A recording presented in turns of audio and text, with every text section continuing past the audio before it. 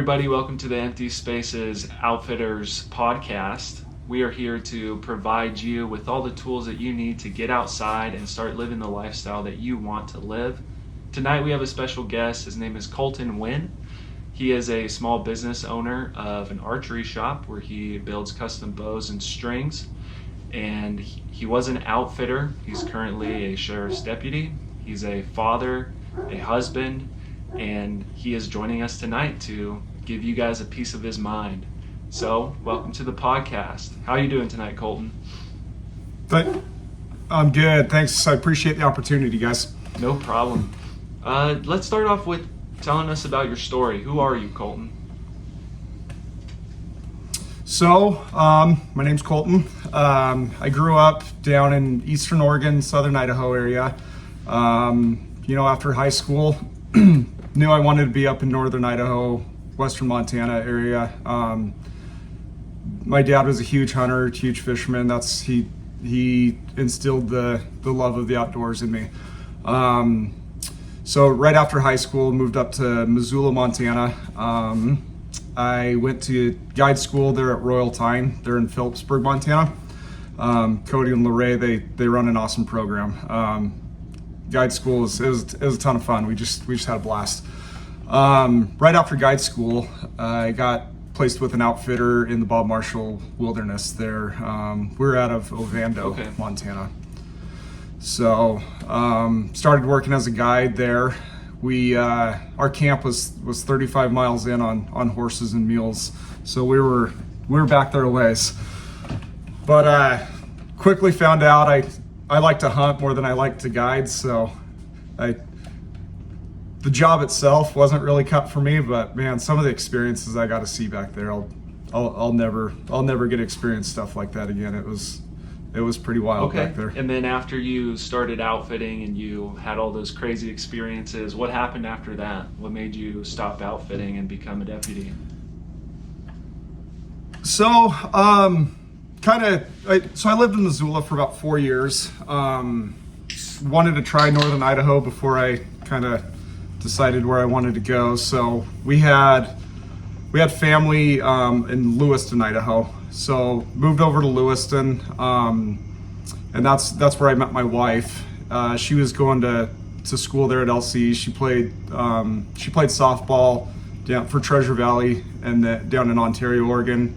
Then she played softball in Walla Walla, and then she grew up in Lewiston. So she finished school there in Lewiston, and we started dating, and we just kind of went for a road trip one day and went fishing, and we ended up going up the St. Joe here in St. Mary's. Neither of us had ever been to St. Mary's before, and we got done fishing. She was just getting done with school to be a teacher, and I wanted to be in law enforcement. That's been a childhood dream of mine since forever, as long as I can remember. Wanted to get into law enforcement. So we got done fishing, we came through St. Mary's, and both of us were like, man, this is a cool little town. And we got home, we started looking for jobs, and the school district was hiring for a teacher, and the local police department was hiring for a police officer, and you guys have been that's how we ended up here ever since, huh? Yep, we've been here for about 11 years now. Good for you, man. So, yeah, that's kind of a quick version of the story. I mean, it's pretty awesome that you guys have been together for so long, too. Modern day, that's not really a thing anymore, so I applaud you on that. Right. Well, appreciate it, and got to thank her. She puts up with a lot. That's awesome, man. How do you like Northern Idaho? What's your favorite part about it? Just how vast it is. I've always kind of lived in rural areas. We're talking kind of before this podcast. Grew up in a tiny town down in Eastern Oregon, out in the Owyhees, and never been a huge fan of living in a big city. And you get up here in Northern Idaho, and man, you can drive for a day and not run into another town. I mean, it's pretty rural country, and there's so much public land up here in Northern Idaho. Once you get out of any city, if you see some country, you can go and explore it. mostly open to the public, and it's insane how much public ground's here in Idaho. Oh, that's awesome. And when you're growing up in the Oahes, it's a big difference than northern Idaho. I just remember my my stepmom. She's a rancher, and she actually lived out there on the desert for a few years, just moving cows. And she says she's never going to camp again because of that experience. Yeah. Yeah, it's different terrain, man. First couple years I lived up here, I'm like, you can't see anything. I mean, you got some clear cuts and stuff, but you're in the timber. Down there in the Oahes, you can get up on a butte and sit there and glass for a couple days and still not see everything. No, it's kind of interesting because you got into archery hunting, right? And when I picture the Oahes, I don't really picture archery hunting because it's so hard to sneak up on the animals. But I don't know that much about it. Right. So if you want to talk about archery, that would be awesome. Yeah, so kind of a weird story with archery. I got my first bow when I was 12, and to kind of put it in perspective, I didn't get my dad, like I said earlier, who's been my hunting buddy and who got me into hunting. I didn't get him into archery until probably about 3 years ago. So from the time I was 12 years old, I'm 34 now. So that whole gap there, I didn't know anybody that archery hunted. I just wanted to try something different. He got me my first bow when I was 12, and I just fell in love with it. I shoot every day. It's just shooting arrows, man. It's something else. And then you add the hunting aspect of it, and instead of getting 300 yards away from your animal, you're sneaking in, and especially up here, you're getting some 7-yard shots. So yeah, it's archery's been a huge part of my life for as long as I can remember, and a lot of it's kind of self-taught and figuring what works and what doesn't work. So did you do much in regards to rifle hunting as well as archery? Yeah. So definitely grew. My dad, he was a rifle hunter my whole, pretty much my whole life till the last couple of years. I finally got him to put it down, but we still rifle hunt. Definitely more geared towards archery, but yeah, there's nothing wrong with picking a rifle up and going out there hunting. Like it's not quite as rustic and meaningful to use a rifle. It is. I've had some great memories on rifle hunts. It's kind of funny. Like I said, I've been trying to get my dad into archery hunting for so long, and the year he finally did it, got him his first elk with a bow, and he looked at me. He's like, "Man, I'll never pick a gun up again. I can't. This is where it's at." There's something to be said about archery in the sense that you're right up on the animal. You get to know them more personally because you get to be even closer to their environment. And when you take a shot on them, they know that you're there maybe the last 5 seconds that you take the shot. If you're not doing it right. If you're right, they never even knew you were there. They just had a bad experience, and it's the end of their life, Right. Yeah. You should be at full draw by the time they realize something's up. Growing up in Gardner, we did a lot of rifle hunting, and I feel like just the difference in hunting style. Unfortunately, we did a lot in regards to just running after the elk. So we'd jump out of the truck and just tear off after them, hoping to beat the horses to them. And you might take a 300-yard shot, and it felt like you were just out there like fighting in a war zone. And then archery hunting I've done with buddies, and I've never been the guy with the bow, but to be that close to an animal that doesn't know you're there, and even just to have that intimacy with them in the sense that you're in their environment, it is truly an experience. And I can't wait till the day that I get to hunt bow and get an elk. Yeah, It's pretty amazing, especially. So, I mean, I know there's rut hunts for elk that are rifle. Where I guided in the Bob Marshall, that was rifle season opened September 15th, and you know you're pretty much in the peak of the rut at that point. But yeah, there's nothing like the experience of having a bull come ripping through the timber and ready to fight, and it's something else. Compared to the Bob Marshall, where you're at, are you doing any different types of hunting techniques and, you know, working the animals differently, looking for them in different areas? Like, what's your way of approaching a hunt when you get out and... So, yeah, so like I said in the Bob, we're 35 miles in on horses. There's no roads. There was no human hunting pressure. So the last year I was in there was 2010, I believe. Yes. So I remember the year because Judge Malloy there in Missoula, he was the judge that 2009 he allowed wolf hunting. 2010 he said no wolf hunting, and then 2011 in Idaho, Wyoming, and Montana finally agreed on a wolf program, and it's been on ever since. But so there's human pressure. It was us. I mean, we had 3 guys. We ran 2 hunters per guide, so there's just no pressure. The normal person couldn't get horses back in their 35 miles, especially in the fall once there's no feed for the horses. We're packing hay in. So we had, there's the predator. I mean, there's wolves, a lot of wolves back there. Grizzly bears, black bears. There was the predator aspect back there on the animal side was pretty high. And you kind of got to see those elk and deer in their natural environment. I mean, there's a lot more burns and open stuff where you could glass. They weren't being pushed around by hunters. So up here where I'm at, it's logging country, and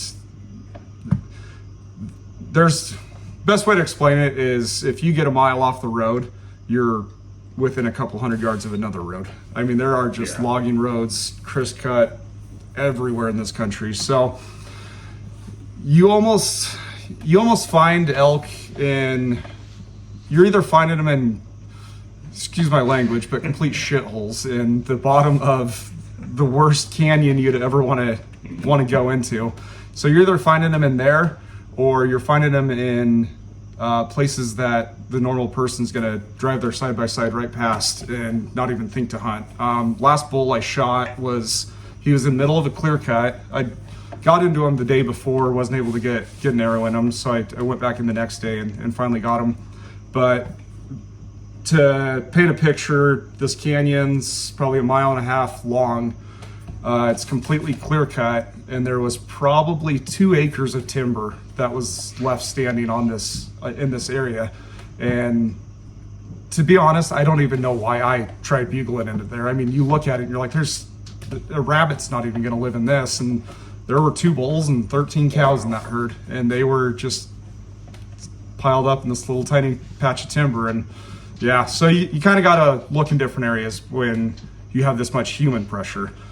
There's a ton of hunting pressure here in northern Idaho. I mean, you got archery, which starts August 30th, runs through into September, and then you got a rifle season.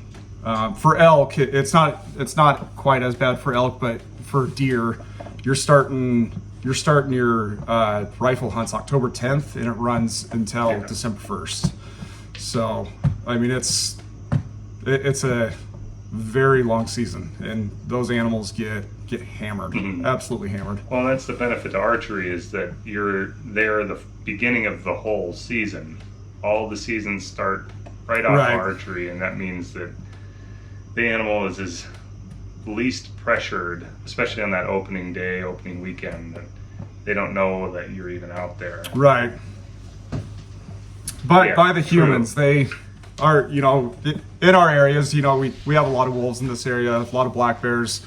I get the occasional grizzly bear that kind of wanders through, but those animals, they get hunted. Mountain lions, I get tons of mountain lions on my trail cameras. So the predator aspect, they're definitely getting hunted 365 days of the year, but the human pressure for sure. You get in on that August 30th opener for archery, and only humans they've seen are loggers and people out riding the four-wheelers. So definitely kind of get the kickoff on that one for sure. All the predators, obviously, hunting, you're in somebody else's environment, not your own. With a rifle, right. I feel a lot more protection for myself. It's easy to reload around and shoot something at a distance, and you have a lot of firepower there. But archery is a completely different game. You're already carrying around a bow and an arrow. It's kind of bulky. What do you do to give yourself some self-defense against some of these predators that you might run into? So I carry a sidearm when I archery hunt. Kind of a joke we'd make with the clients back when I was guiding is they'd always say, what do you carry for grizzly bears or mountain lions? And our joke was always, if a mountain lion or a grizzly bear is going to kill me, I don't want to see it coming because they're going to get you.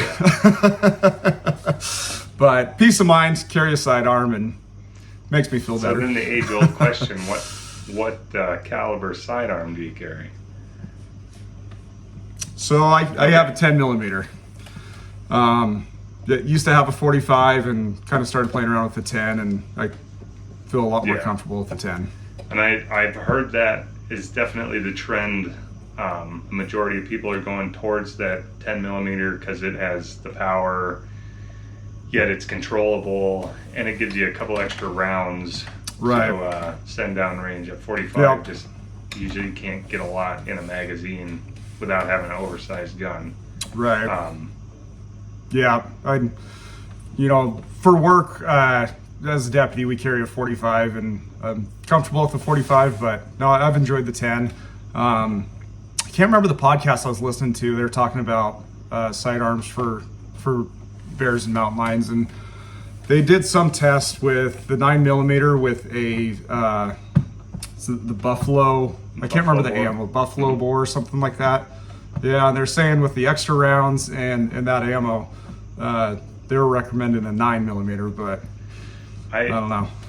I don't know if I'd put my life on it. I found a website that had just a list of probably 70 stories in regards to different people using sidearms to protect themselves against bears, and a variety of bears.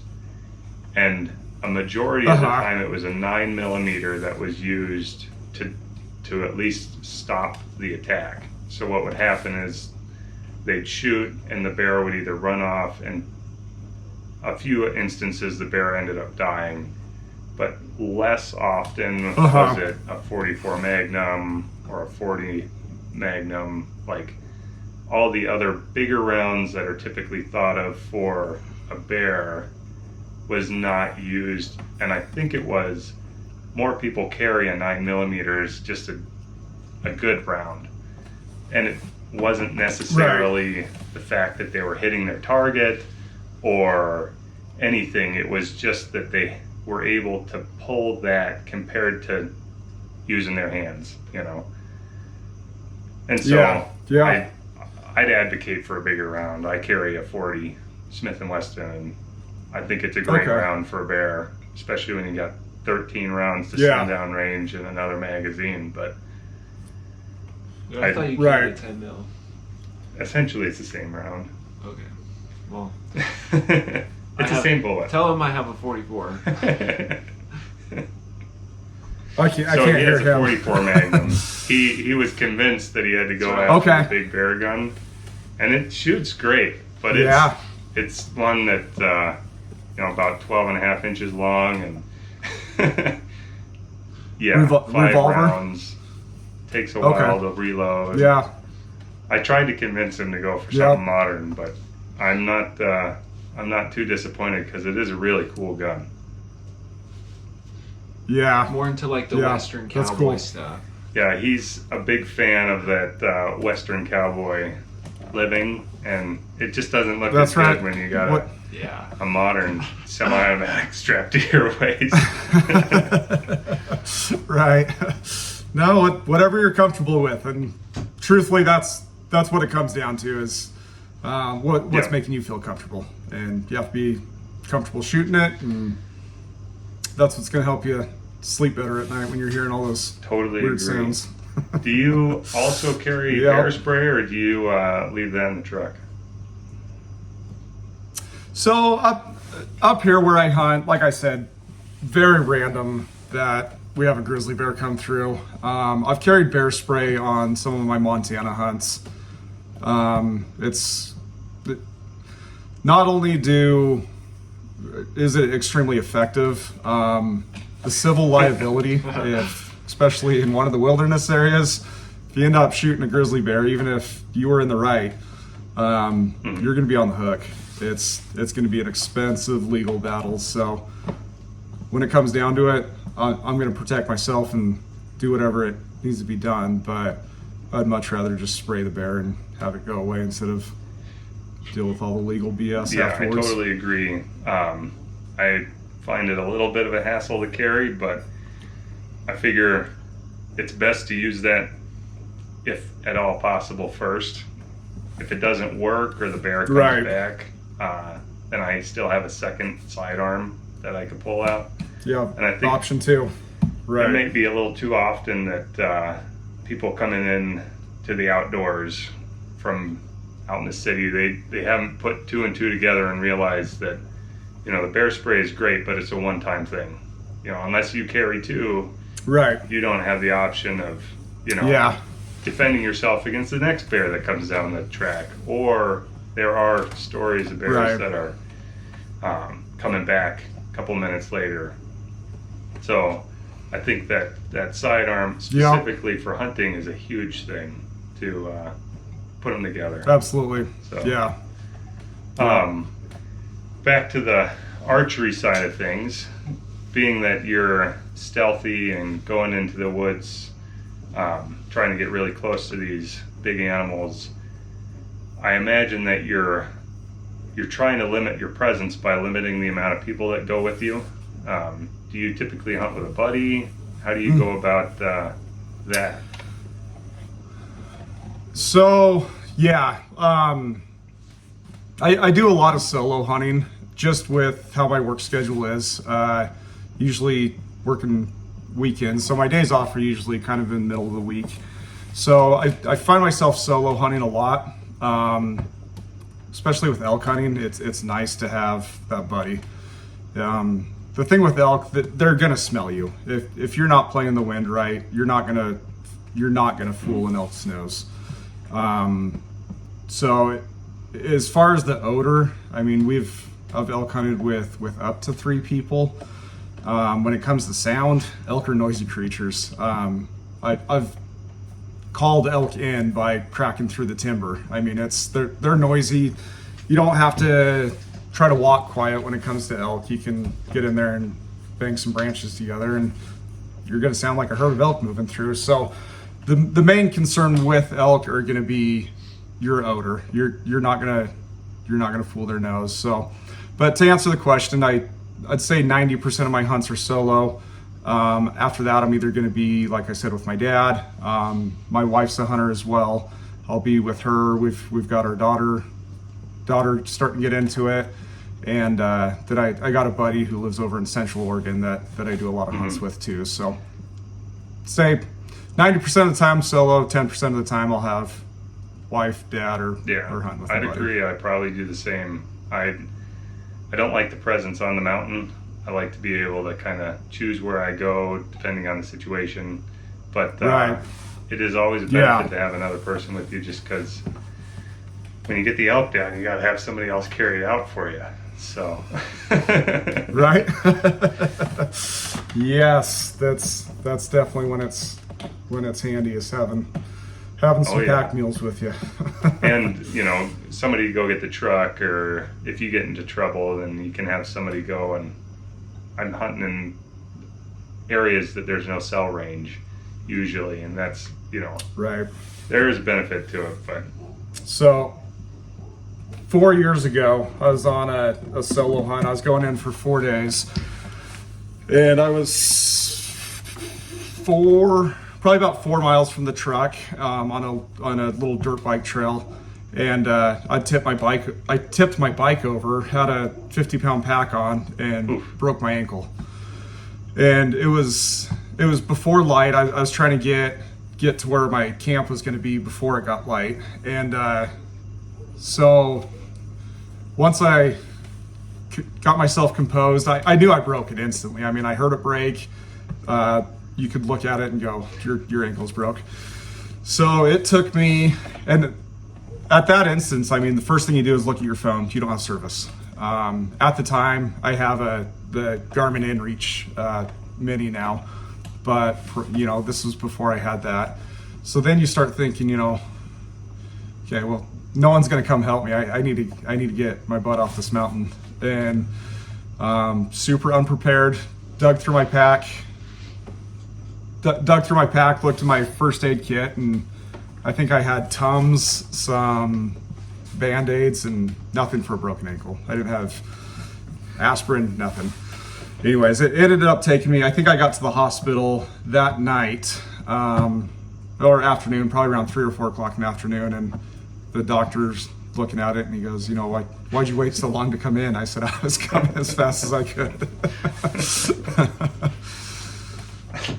But after that, I always have a good first aid kit with me and communication, because that was an eye opener for me. I've been extremely lucky in all my, pursuits, being, back in middle of the wilderness. Things can go south quick, and when they do, have that backup plan. 2 things for you, Colton. One is, did you tell somebody where you were going to start with? Because I always advocate for letting people know, just in case, like, hey, I'm not actually going to be able to make it back.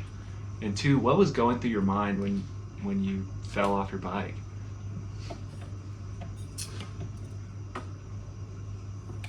So yes, my wife knew general area where I was going to be, and my dad, we've hunted this camp before, so he knew exactly where I was going to be, and he was actually concerned because you do get a little bit of cell service when you get up to that camp, and he hadn't heard from me, so definitely had people know where I was at. But what was going through my mind, it was definitely first time in my entire life where you kind of had there was no other option than to get back on the bike and hobble your way back to the truck. And when I say a dirt bike trail, it wasn't you're not driving 20 miles an hour on this trail. I mean, it's washed out. You're kind of walking your bike 90% of the way. So you don't really have an option other than, get back to your truck, and then you have to load that bike up on the truck with a broken ankle, and that was another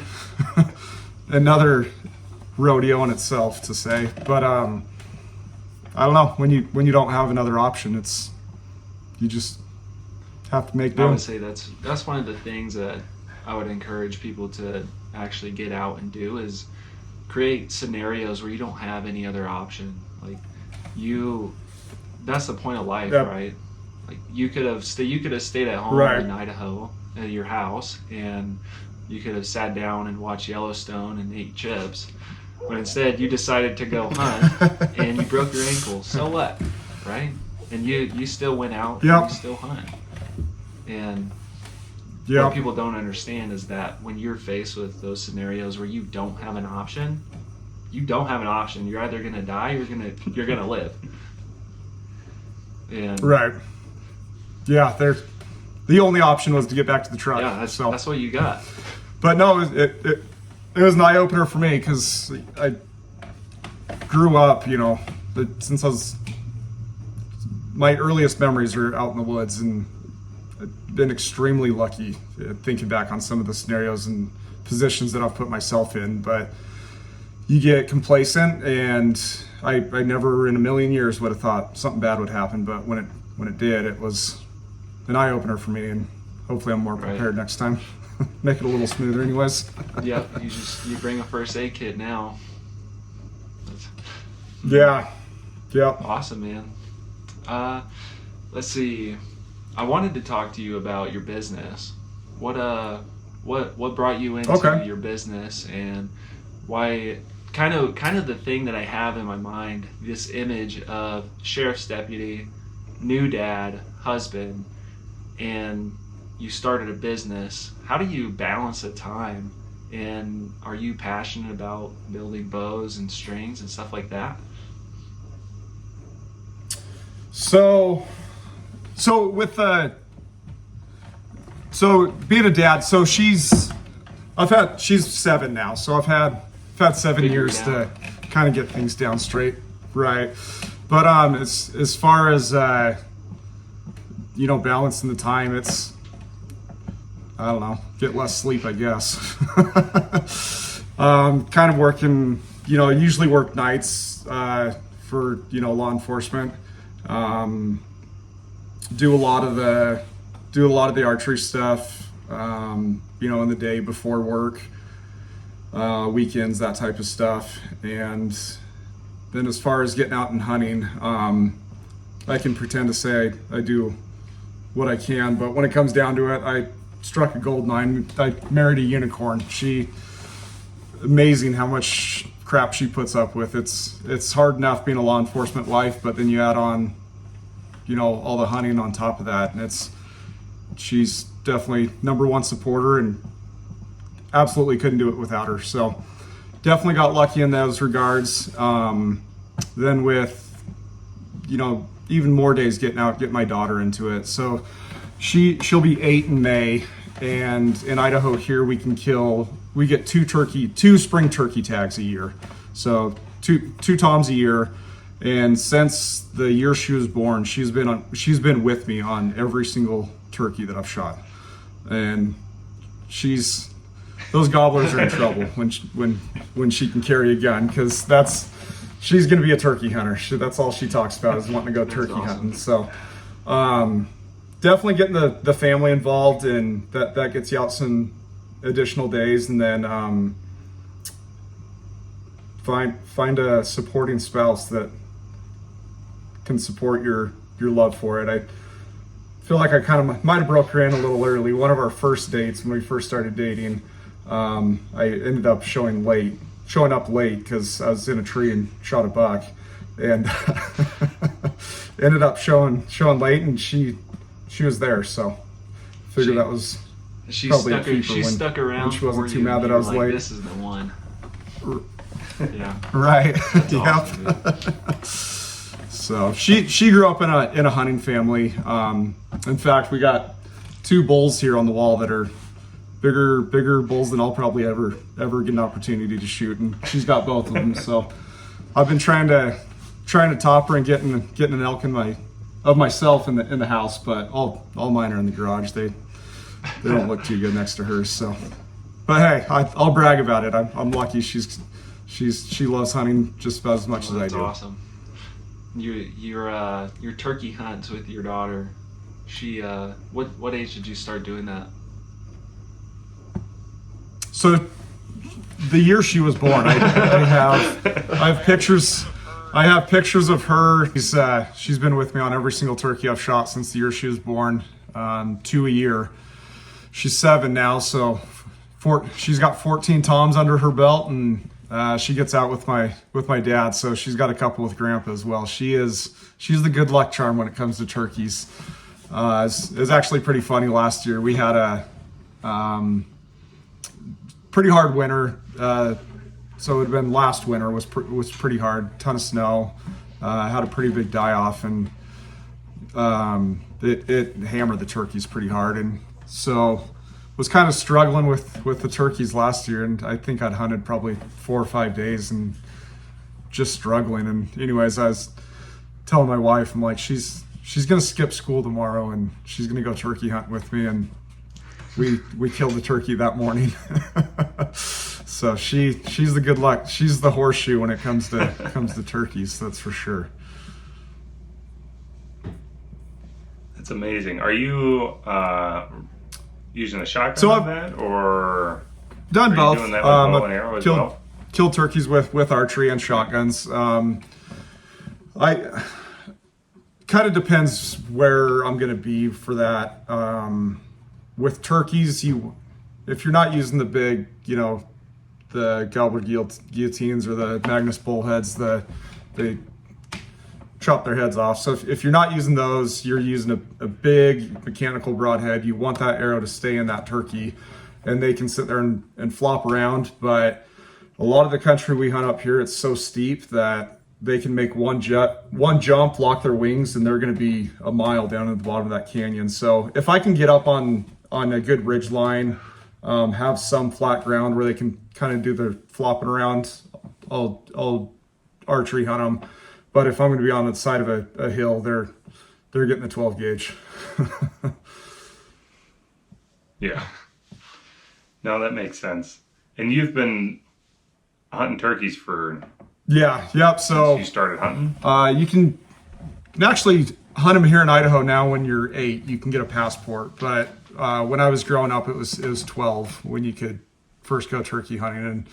And yep, been turkey hunting since I was 12 years old. Nice. Yeah, turkey hunting is something that is definitely a big thing across the country. It's funny that they've introduced them into every state. I know, which is amazing. But it's something that I haven't done very much of. I've thought about it, and I buy a tag every year because it's so cheap.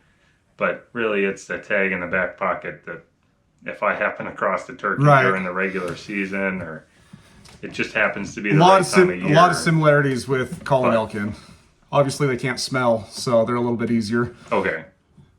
But actually, yeah. Well, and you gotta look up the. You'll be looking for the right terrain. Yeah, if I'm not mistaken. We find them in weird places here. I mean, where I hunted them a little bit south of here, down towards Lewiston, it was a lot of agriculture. They're going to be out in the fields, creek bottoms, that type of stuff. But we run into them in weird places up here. I mean, we'll be clear the heck out in the middle of nowhere up in the mountains, and a tom will gobble, and you're like, what's a turkey doing out here? So, yeah, it's kind of strange, but they're fun. Bears and turkeys are definitely my two favorite things to do in the springtime. Well, and I think that's the amazing thing about hunting, and you start to add things into it. You can hunt year-round. There's always something to go out there and pursue, and the best part about it for me is I have had a tough time getting outside without something to pursue. If you tell me I'm going elk hunting 3 a.m., I'm happy to be up, ready to go. Right. I could be out all day, every day. But if you're saying, hey, we're just going to go for a boring hike down the path, I'm like, I've always made the joke, if I'm hiking somewhere, I better be able to hunt something or catch something. Exactly. Yeah.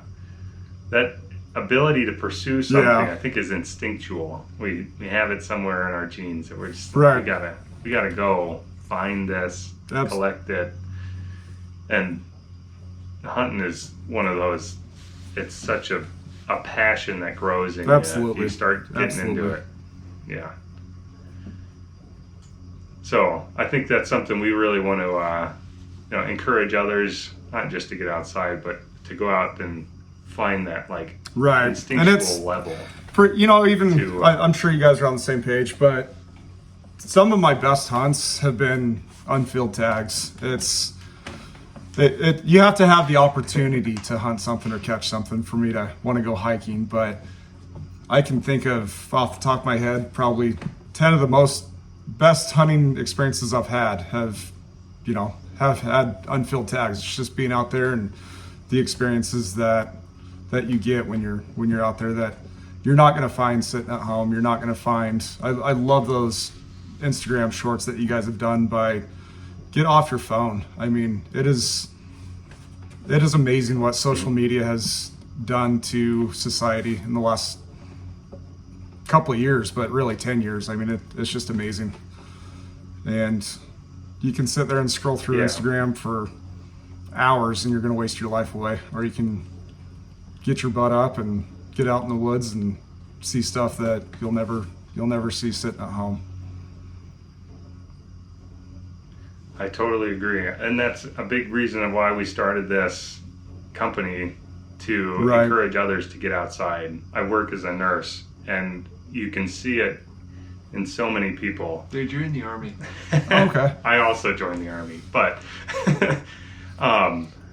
as a nurse, you have all these people coming in with anxiety and depression, and I say, first thing, Yeah. just put your phone down, go outside, get some exercise. If you have something that you can pursue on a daily basis, that you can be a part of your environment, you're getting exercise and Absolutely. breathing the fresh air, staying healthy. Those are things that are huge for Yeah, influencing your general mood. And I see it feel just in myself. alive. I mean, like we were saying, you can pretty much hunt almost year round. I mean, February, March, August. I mean, but definitely Yeah. February, March. I met even my mental health. I mean, I don't sleep as good. The anxiety's there. I don't consider myself a depressed person, but the depression's there. I mean, you're wanting to get out and do stuff, but you're kind of snowed in. You know, this year we're not. We're gonna have a pretty bad summer, but no, it's definitely affects mental health. By I see it with my job too. It's amazing what social media has done. Not saying it's all a bad thing. There's some definitely good parts of social media. I mean, No. obviously the connections and being able to talk to you guys, that was obviously all through social media. So I mean, there's positives to it, but I feel like there's a lot more negatives to sitting there staring at your phone for 14 hours a day. Yeah, definitely. And that's a big thing we want to encourage. Like you said, it's definitely a connection thing, but finding that balance between how much time do you spend on this and compared to how much time do you get out Right. and live your life, Yeah. Yeah, it's pretty much. We We can wrap it up. wrap it up. Although I still want to hear how your business is doing in regards to, you sell stuff online? Do you do word of mouth? Right. What's now, the whole business I'm a like? dealer for BCY is the materials that I use. Currently using X99 string material, and then Halo and 3D for serving, and then obviously Power Grip for your center serving. But Pine Ridge Archery, I have dealer with them as well, kind of just doing peep sights and stuff. But mainly what I'm doing is building custom strings and tuning people's bows. Around here, locally, doing a lot more tuning. But I mean, a guy in New York can order strings through me. All I need to know is his year, make, and model, and I have all the string specs. Tell me what color you want, and get them sent out. So, but yeah, definitely local. More working on people's bows, and then kind of wanting to start local. I'm not going to quit my day job. So if this can pay for a couple hunts for me per year, I'll be plenty happy. But I just love working on bows. I remember being 12 years old and wanting to take my bow apart, just seeing how it works, and started building strings about 10 years ago, and then just a couple of years ago started getting more commercial grade jigs and equipment, and kind of dove in head first. So super new to the actual business aspect of it, so we'll see where it goes. But been working on bows for probably better part of 15 years since I started working, setting my own bows up, and then building strings throughout the last 10 years. So do you find that your strings, do you find any benefit in regards to the how well they work compared to, say, the commercial? So the big part with the strings is there's only a couple different materials that are 10 years ago when I got into it, is a huge secret on what materials everyone's using, and that was the golden nugget, is finding what materials people are using. But now anymore, you only have a couple different materials that are obvious winners and good material. So I want to say the biggest difference between a custom set of strings from a guy that's building 2 or 3 sets a week in his garage or shop or whatever it is, compared to commercial stuff, is you're going to get the attention to detail. If that string builder is extremely anal with making sure every strand is the same tension and all, in my case, 28 strands are stretched at the exact same poundage, you're going to have a more stable string. Whereas in a commercial setting, they're pumping out a couple hundred sets a day, so you're not getting that attention to detail with commercial strings. And I'm not knocking anybody's brands or anything like that, but when you can sit there and really focus on how you're building this set of strings, in my opinion, you're going to have a better quality set of strings. And on top of that, there's a lot of cool colors, and you can kind of play around with them. I mean, that's a really cool part about hunting in itself. Right. Customizing your own setup, getting your gear. You shouldn't be able to see exactly your gear on everybody else. I mean, there's some good gear out there, but yeah, that's part of it. You can do that on your 2 months off in the wintertime. Set yourself up to. If you don't look good out on the mountain, what are you doing out there? Not gonna get I don't know. Exactly. It's all about impressing the animals, right? We put on the most expensive camo every year. We take the time to smell the best that we can. Yep, 100%. That's funny. No, it's one of those things. It's like, ladies like to do their nails, but guys like to customize the stuff that they got, their trucks and their bikes and bowstrings. It's just one more thing to go out and customize. That's funny. Yeah. So, beyond bowstrings, you're tuning for locals, and that does significantly change the benefit of the usability of the bow. It amazes me how many bows come in that are. It's amazing how out of tune a bow can be, and a guy, not even your normal person that, say, he just bought his first bow, he doesn't know what it's supposed to sound like. He doesn't know what that arrow flight's supposed to look like. He thinks everything's squared away and doing good, and then you get it and you just go, holy crap, man. And you get everything in spec and those cams timed, and then they go out and shoot it and they're like, wow, so this is what it's supposed to be like. So yeah, it's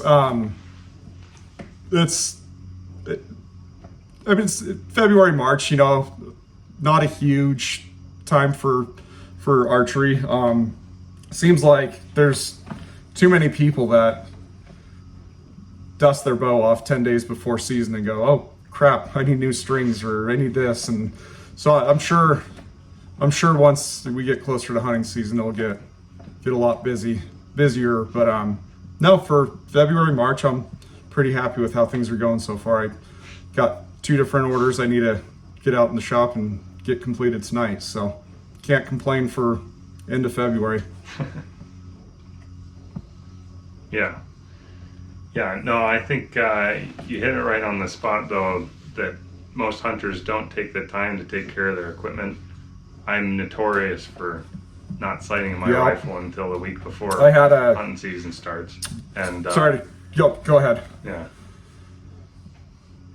I was just saying, like, if this is going to be something you're getting into, taking that time to make sure that you are prepared well in advance, or taking this time that we have for the off season and doing those things to make sure that your equipment works the best it can, because you're not gonna regret it when you're 35 yards away from a big bull. Yeah, you're gonna have everything dialed in. You're gonna feel very it's confident. I had a buddy 2 weeks before hunting season last year, so it was mid-August, and he texted me, he goes, crap man, I need a set of strings, and I just called the shop up in Coeur d'Alene, and they're telling me it's 3 months out before they can get me a set of strings. I'm like, should have looked at your bow this winter.